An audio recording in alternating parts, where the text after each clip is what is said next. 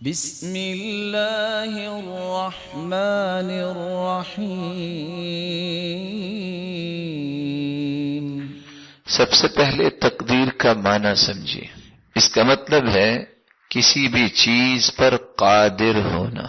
تو سب سے زیادہ مخلوق پر قدرت کس کی ہے؟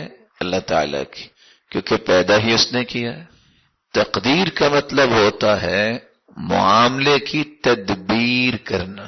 کسی بھی چیز کا موجد اور موجب، جو کسی چیز کو کریٹ کرتا ہے، اس کے اندازے اور اس کی تدبیر بھی وہ خود کرتا ہے، اور وہ تو اللہ نے عقل دی ہے۔ تو مالک الملک نے پیدا بھی خود کیا ہے، سب پر قدرت بھی اللہ تعالی کی ہے۔ تو پوری کائنات کے معاملات کا اندازہ، اس کی تدبیر بھی اللہ ذوالجلال نے خود ہی فرمائی ہے۔ تو تقدیر کے متعلق یہ بات آپ کے ذہن میں آ جانی چاہیے کہ تقدیر مختلف اشیاء پر اللہ تعالیٰ کا جو اندازہ ہے، جو اللہ تعالیٰ نے اس کے بارے میں فیصلہ کر دیا ہے، اللہ کی مشیت کے تابع ہی وہ کام ہوگا۔ جو حالات، جو کیفیات اللہ ذوالجلال نے طے کر دی ہیں، اللہ ذوالجلال نے اس کو لکھ دیا ہے، اسی کے مطابق ہی ہونے والا ہے۔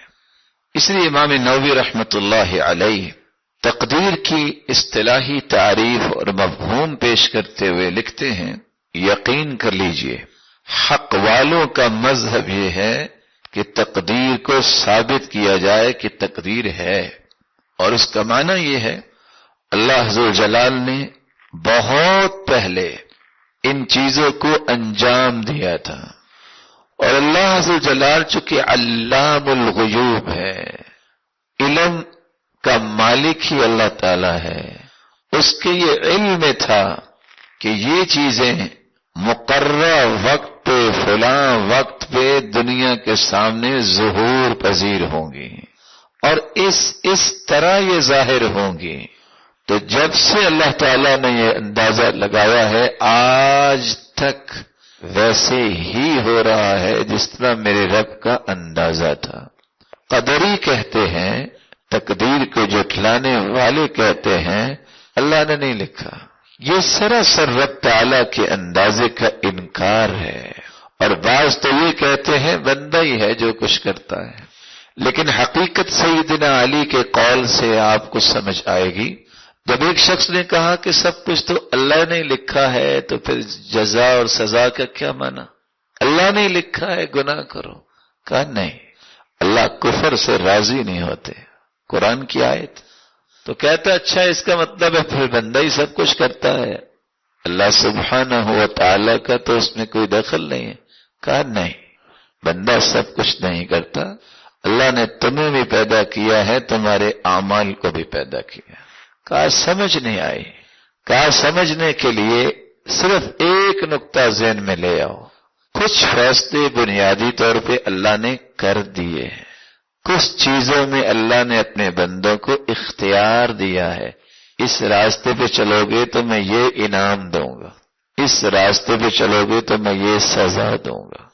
اب دو راستے جو اللہ سبحانہ و تعالیٰ نے دے دیے ہیں، یہ بندے کا اختیار ہے، کس کو اختیار کرتا ہے؟ جو طے کر دیا ہے، موت ہے، رزق ہے، اس میں تبدیلی ممکن نہیں ہے۔ کہا سمجھ نہیں آئی۔ کہا مزید سمجھنے کے لیے اچھا ایک پاؤں اٹھاؤ زمین سے۔ اس نے ایک پاؤں اٹھایا۔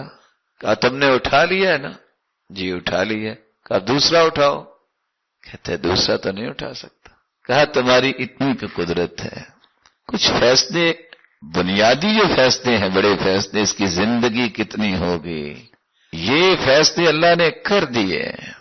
اس لمیٹڈ زندگی میں دو راستے دے دیے ہیں، اس کا اختیار آپ کو دے دیے۔ تو اس لیے تقدیر کے بارے میں ہمیشہ یہ یاد رکھنا چاہیے، یہ میرے رب کا وہ فیصلہ ہے، وہ اندازہ ہے جو اس کے پاس علم ہے، اور وہی لگا سکتے تھے، کسی اور کو لگانے کی طاقت اور صلاحیت کسی کو اللہ نے عطا ہی نہیں کی۔ اشہد ان لا